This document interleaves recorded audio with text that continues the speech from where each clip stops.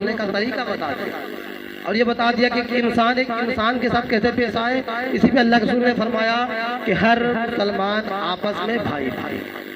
اب کیسا بھائی ہے؟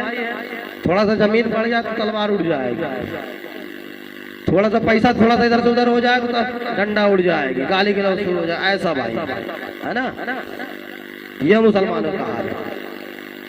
اپنے تو اپنے غیروں کو بھی عطا کر دیتے ہیں مصطفیٰ والے, اپنے تو اپنے غیروں کو بھی عطا کر دیتے ہیں مصطفیٰ والے. در سرکار سے خالی نہیں آیا کوئی مانگنے والا سب, بشرطے مانگنے کا طریقہ ہونا چاہیے. اب ہم بیٹھے یہاں پہ, بیٹھنے کا ہمارا مقصد ہے کہ ہم کچھ نہ کچھ سنیں گے اور حاصل کریں گے جس سے ہماری زندگی ایک اچھی اور حسن سلوک کی طرح ہو. یہ نہیں کہ ہم آئے ارے بھائی ناز شریف ہو رہا, واہ واہ واہ سبحان اللہ ماشاء اللہ الحمدللہ, تو اس میں یہ ہے کہ آپ سنیے, باخوب سنیے, مگر سمجھنے کی کوشش کیجیے. تو اسلام ایسے قوم کا نام ہے جو انسانوں کو سمجھ دیتا ہے اور انسانوں کے اندر رہنمائی پیدا فرماتا ہے. انسان اپنے آپ کو کیسے کون سے ڈھانچے میں سنبھالے یہ اسلام بتاتا ہے. اہدنا الصراط المستقیم کا جو راستہ ہے اس راستے پہ چلنے کا حکم دیتا ہے کہ تم ایسے راستے پہ چلو جس سے تمہیں خدا کی پہچان ہو جائے. تم ایسے راستے پہ چلو جس پہ شہداء و صالحین چلتے تھے. تم ایسے راستے پہ چلو جس پہ انبیاء کرام چل کر کے آئے ہیں. ایسے راستے پہ چلو جو تجھے ڈائریکٹ خدا سے ملا دے گی. ایسے راستے پہ چلو جو تمہیں گناہوں سے بچا دے گی. ایسے راستے پہ چلو جو عیاشی و جناکاری سے بچا دے گی. اے میرے ملت کے نوجوانوں, تم ایسے راستے کو اختیار کرو جس کو اللہ کے نبی نے اختیار کیا ہے. ایسے راستے کو اختیار کرو جس کو صحابہ کرام نے اختیار کیا ہے. تم ایسے راستے پہ چل کے عمل چلو جس پہ اولیاء کاملین نے چلا ہے. ایسے راستے پہ چلو جس پہ بزرگان دین نے چلا ہے. ایسے راستے پہ چلو جس سے تمہیں خدا کی پہچان مل جائے اور برائی سے تم بچ جاؤ. ایسا نہ ہو کہ رات دن جوا کھیلتے رہو, رات دن دارو پیتے رہو, عیاشی پہ عیاشی کرتے رہو, گناہوں پہ گناہ کرتے رہو. کہہ دو میں مسلمان ہوں, یہ مسلمان نہیں ہو سکتا. مسلمان نہیں بلکہ مسمار ہو سکتا ہے, موسیٰ مارنے والا ہو سکتا ہے, چوہا مارنے والا ہو سکتا ہے. وہ مسلمان ہوگا, وہ نجس چیزوں کو ہاتھ میں لگائے گا. وہ مسلمان ہوگا, وہ شراب کو نہ چھوئے گا. وہ مسلمان ہوگا, وہ حرام چیزوں سے بچے گا. جو مسلمان ہوگا وہ اسلام کے راستے پہ چلے گا. وہ مسلمان ہوگا مسلمان کی ہمدردی کو سمجھے. اللہ یا رسول اللہ, یا رسول اللہ, زندہ باد زندہ باد. چلیے کلام بھائی کو اللہ تعالیٰ سلامت رکھے قیامت تک, قیامت نہ آئے تا قیامت تک یوں ہی عمر گزارتے رہے. تو اللہ تبارک و تعالیٰ اپنے بندوں پہ کرم بناتا ہے. اللہ فرماتا ہے میں اپنے بندوں کو کبھی شب برات دیتا ہوں, کبھی اپنے بندوں کو شب معراج دیتا ہوں, کبھی لیلۃ القدر کی رات دیتا ہوں, کبھی جمعے کی نماز دیتا ہوں, کبھی عید الفطر کی نماز دیتا ہوں, کبھی بقرعید کی نماز دیتا ہوں, کبھی عاشورے کے روزے دیتا ہوں. میں تمام طرح کی چیزوں کو دیتا ہوں. میں صرف یہ تلاشتا ہوں, صرف بہانہ تلاشتا ہوں کہ میرا بندہ کسی طرح مجھ سے مانگے تو صحیح, میں اپنے بندوں کو نماز. مگر بندہ شب برات کی رات آئی, بندہ سو رہا ہے, بندہ کو خبر نہیں کہ کون سی رات ہے. لیلۃ القدر کی رات آئی, بندے کو پتہ نہیں کون سی رات ہے. جمعہ کا دن آیا, بندہ کہیں اور مزہ لے رہا ہے, بندہ عیاشی میں ڈوبا ہے. موچن پکارتا ہے اللہ اکبر اللہ اکبر, اور بندہ سنتا ہے مگر اپنے کان میں سن کر کے جس طرح ٹھیٹھی رکھا ہوا ہے اس طرح سن کر کے وہ رک جاتا ہے. یہاں تک کہ اللہ پہ بہانہ تلاشتا ہے. اللہ تبارک و تعالیٰ چاہتا ہے کہ میرا بندہ مجھ سے مانگے کسی طریقے سے میں اس کی گناہوں کو معاف. مگر بندہ مسجد میں جاتا ہے 10 منٹ پہلے اور سوچتا ہے کہ نماز ترنت ختم ہو جائے. بندوں کا حال یہ ہے. اے میرے ملت کے نوجوانوں, میں آپ کو کہنا یہ چاہتا ہوں کہ جب مسجد میں پہنچیے اللہ تبارک و تعالیٰ کے بارگاہ میں اللہ کی حمد و ثنا کو بیان کیجیے. اور اللہ کے رسول فرماتے ہیں کہ جو بندہ جمعہ کی نماز کے دن میں سب سے پہلے نہا دھو کر کے مسجد میں پہنچے گا تو اس کے ہر ایک قدم قدم پہ اللہ اس کے اجر کو عطا کرتا جائے گا, اس کے نیکیات کو عطا کرتا جائے جائے گا یہاں تک کہ وہ بندہ جب مسجد میں پہنچ جائے گا. اب ایک بندہ سوچئے جب نماز کے لیے نکلتا ہے اپنے پریوار کو چھوڑ دیتا ہے, اپنے گھر بار کو چھوڑ دیتا ہے, اپنے اولاد کو چھوڑ دیتا ہے, دنیا کی تمام فکروں کو چھوڑ کر کے رب کی بارگاہ میں چلا جاتا. اگر وہ بندہ چاہتا تو گھر میں بھی نماز پڑھ سکتا تھا, اس لیے کہ مسجد میں صرف خدا موجود ہے, کہ گھر میں خدا نہیں ہے, خدا وہاں بھی ہے. مگر جب بندہ اللہ یہ دیکھتا ہے کہ میرا بندہ اپنے گھر بار کو چھوڑ رہا ہے, اپنے پریوار کو چھوڑ کر کے میرے خاص مقام پہ, میرے خاص متعین کیے ہوئے جگہ پہ جا کر کے مجھے یاد کر رہا ہے, دنیا کی سب چیزوں کو چھوڑ دیا ہے, تو اللہ تعالیٰ اس کا اجر اسے 2 گنا عطا فرما دیتا ہے. اور بہت سارے ایسے لوگ ہیں نا امام سے کینہ رکھتے ہیں, آئیں گے جماعت کھڑی ہے بغل میں اللہ اکبر کہہ کے نماز پڑھنے لگے, بہت بڑا امام ہے. اللہ کے حبیب فرماتے ہیں اے میرے صحابہ جان لو جو انسان اس طرح سے نماز پڑھتے ہیں اگر جماعت ہو رہی ہے اور وہ انسان کھڑا ہو جائے نماز پڑھنے کے لیے تو سب سے بڑا فتین حرامی وہ انسان ہے. تو جماعت ہو رہی ہے تو ایمان کی تاکید کرتا ہوا ایمان کے اندر جو نقص نکال رہا ہے, اور جو نماز جماعت سے پڑھی جائے وہ 27 درجے افضل نماز. وہ تمام اکیلا پڑھنے والے نماز سے جو نماز کو جماعت سے پڑھتے ہیں وہ 27 گنا درجات میں رکھتے ہیں. اے میرے ملت کے نوجوانوں آپ یہ یاد رکھنا, جو انسان سوچتے ہیں میں اکیلا پڑھوں گا اس کا اجر مجھے اور کیا ہوگا, نہیں, جو اکیلا نماز آپ پڑھتے ہیں اس سے 27 گنا زیادہ بدلہ آپ کو اللہ عطا فرما دیتا ہے. بولیے سبحان اللہ. کہ جب حسن ٹھانے کا جلوہ کہ جب حسن ٹھانے کا جلوہ نما انوار کا عالم کیا ہوگا. کہ جب حسن ٹھانے کا جلوہ نما انوار کا عالم کیا ہوگا. کہ بن دیکھے فدا بن دیکھے فدا ہر کوئی دیدار کا عالم کیا ہوگا.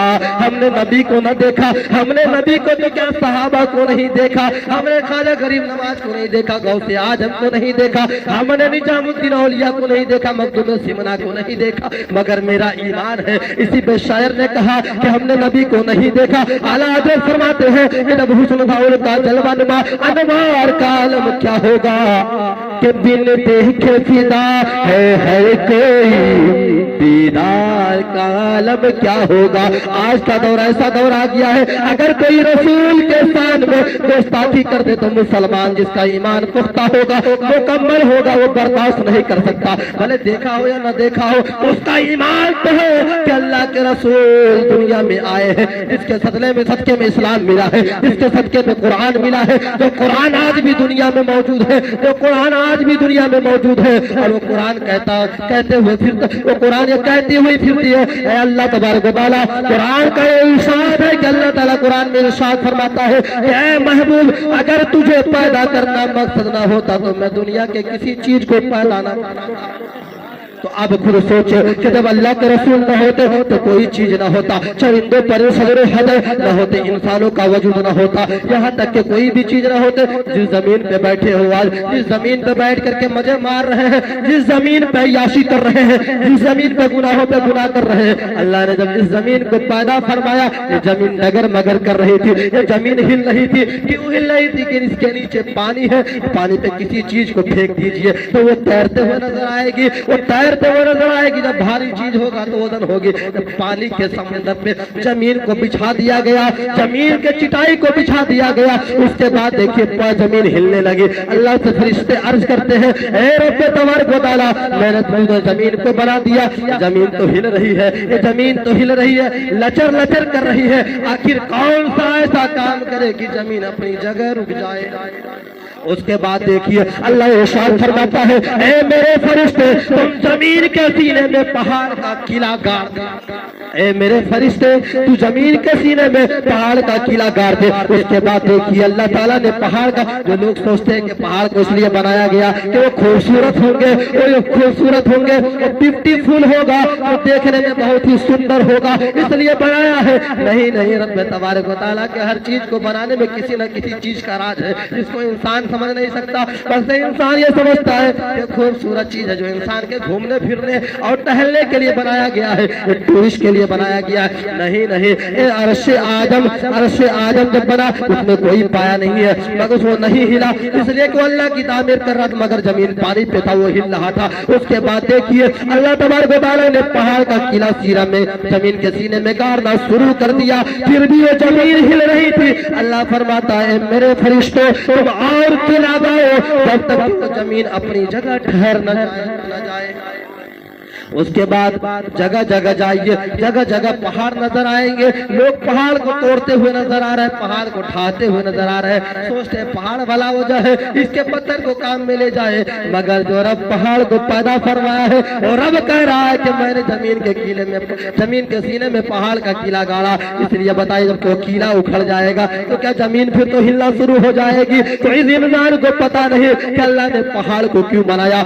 लोग सोचते हैं पहाड़ को इसलिए बनाया गया कि हमारे घूमने की जगह है, नहीं नहीं, अल्लाह तबारक व तआला अपने हर चीज को पैदा फरमाया जिसमें किसी न किसी चीज का राज है जिसको इंसान समझ नहीं सकता है। जिस तरह कुरान क्या है हर चीज का तर्जुमा कर लेंगे, अलिफ लाम मीम का तर्जुमा नहीं कर सकते हैं आप, कुरान की आयत का तर्जुमा कर सकते हैं मगर अलिफ लाम मीम का तर्जुमा नहीं निकाल सकते हैं, तो उसमें भी राज है, ये अल्लाह जानता है, अल्लाह के महबूब जानते हैं। आम इंसान को क्या पता इस चीज के बारे में। बड़े बड़े मुफक्किरीन, बड़े बड़े उलमा, बड़े बड़े सहाबा इस चीज की तस्रीर नहीं कर पाए, इस चीज के मानात को न निकल पाए। ऐ मेरे मिल्लत के नौजवानों, मैं एक हदीस आपको सुनाना चाहता हूँ। जब हज़रत आदम अलैहिस्सलाम दुनिया से जाने लगे, आदम अलैहिस्सलाम के इंतकाल का वक्त करीब आया, आदम अलैहिस्सलाम दुनिया से जो मोहम्मद पे एतराज करते हैं, जो मोहम्मद सल्लल्लाहु अलैहि वसल्लम को बुरे और भले कहते हैं, मैं उससे कहना चाहूंगा जब आदम अलैहिस्सलाम ये दुनिया से जाने लगे तो अपने बेटा हजरत शीश अलैहिस्सलाम को बुलाते हैं और बुला करके कहते हैं ए मेरे बेटा शीश,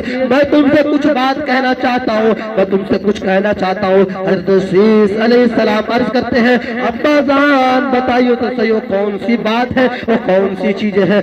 आदम अलैहिस्सलाम इरशाद फरमाते हैं ए मेरे बेटे शीश, तुम एक बात को ताज़ जिंदगी याद रखना, एक बात को तुम पूरे जिंदगी याद रखना। शीश अलैहिस्सलाम अर्ज करते हैं वो कौन सी बात है मुझे बता दीजिए।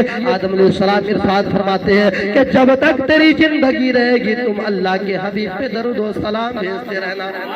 अब बताइए वो हबीब पैदा न हुए, हबीब के बारे में शीश अलैहिस्सलाम जान भी नहीं रहे हैं कि वो है कौन। उसके बाद देखिए हजरत शीश अलैहिस्सलाम अर्ज करते हैं ए अब्बा जान आखिर ये मोहम्मद है कौन जिसपे आप दरूद व सलाम भेजने के लिए कह रहे हैं, जिसके दीन को फैलाने के लिए कह रहे हैं। आदम अलैहिस्सलाम इरशाद फरमाते हैं ए मेरे बेटे शीश, तुम जान लो कि जब अल्लाह ने मुझे पैदा किया, अल्लाह ने जब मेरी बदन में रूह को डाला, मैंने अर्श आदम के हर एक पाए पे देखा, जन्नत के दरख्तों पे देखा कि अल्लाह के नाम के साथ कोई और नाम नहीं बल्कि ला इलाहा इल्लल्लाह मुहम्मद रसूलुल्लाह लिखा हुआ था। बताओ तो अल्लाह ने जिसके नाम को अपने नाम के साथ तहरीर किया हो वो सबसे प्यारा होगा, सबसे प्यारा होगा। और उसी प्यारे के महफिल में हम बैठे हैं तो हम भी प्यारे होंगे, आप भी प्यारे होंगे।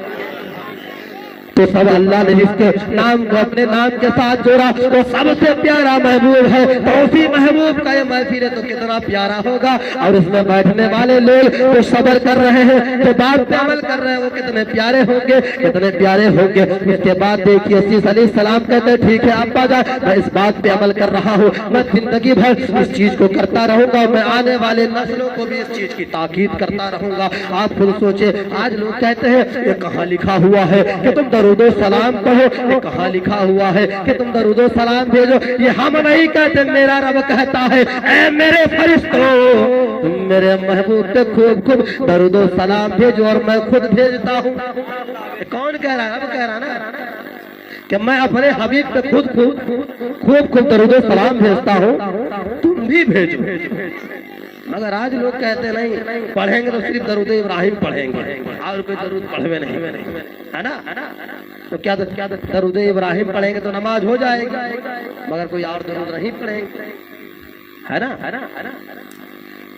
कि मोहम्मद से वफा तूने तो हम तेरे हैं, ये जहां चीज ही क्या लहो कलम, اے میرے ملت کے نوجوانوں، غور کرنے کا مقام یہ ہے، یہ ایسی جگہ ہے یہاں سے کچھ سیکھ کر کے جانا ہے، یہاں سے کچھ حاصل کر کے جانا ہے۔ ہم اللہ کے رسول کے چاہنے اور ماننے والے ہیں، ہم امت محمدیہ میں سے ہیں۔ ہمارا کام یہ نہیں کہ ہم شراب پیتے رہیں، ہمارا کام یہ نہیں کہ اپنے بچوں کو، میں نے سمرابہ پہ دیکھا چھوٹے چھوٹے بچے کو ہاتھ میں تاش کے پتے تھے، بچے کھیلتے کھیلتے نظر آ رہے تھے۔ یہ بچے کی کمی نہیں ہے، اس کے ماں باپ کی کمی ہے جو اپنے بچے کو اس چیز کی تاکید کر رہے ہیں۔ میں آپ کو ایک حدیث سناؤں گا، بنی اسرائیل قوم کا واقعہ ہے، بنی اسرائیل قوم کا واقعہ ہے۔ ایک شخص ہے، دیکھیے بہت ہی گنہگار ہے، بدکار ہے، سیاکار ہے، اتنا گنہگار ہے کہ اس کے گناہوں کا عالم یہ ہے کہ رات دن وہ نشہ میں دھت رہتا تھا، وہ عیاشی میں دھت رہتا تھا۔ اس کے بعد دیکھیے اس کے موت کا وقت قریب آیا، اس کے بیوی کے پیٹ میں ایک پلتا ہوا بچہ تھا۔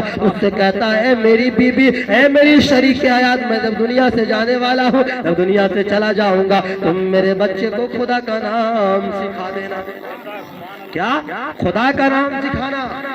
اس کے بعد دیکھیے وہ انسان دنیا سے کچھ رخصت کر جاتا ہے، وہ انتقال ہو جاتا ہے۔ ہونے کے بعد جب وہ بچہ پیدا ہوتا ہے، پیدا ہونے کے بعد جب وہ بچہ ہوش کو سنبھال لیتا ہے، ہوش سنبھالنے کے بعد جب وہ بچہ بڑا ہو جاتا ہے، اس کے بعد وہ بولنے لگتا ہے، وہ سمجھنے لگتا ہے۔ اس کی ماں دیکھیے اس بچے کو مدرسے میں لے کر کے جاتی ہے، جانے کے بعد عالم صاحب کے پاس پہنچتی ہے، مولانا صاحب کے پاس پہنچتی ہے اور کہتی ہے، میں اپنے بچے کا داخلہ کرانا چاہتی ہوں، میں اپنے بچے کو عالم دین بنانا چاہتی ہوں، میں اپنے بچے کو اللہ کا نام سکھانا چاہتی ہوں۔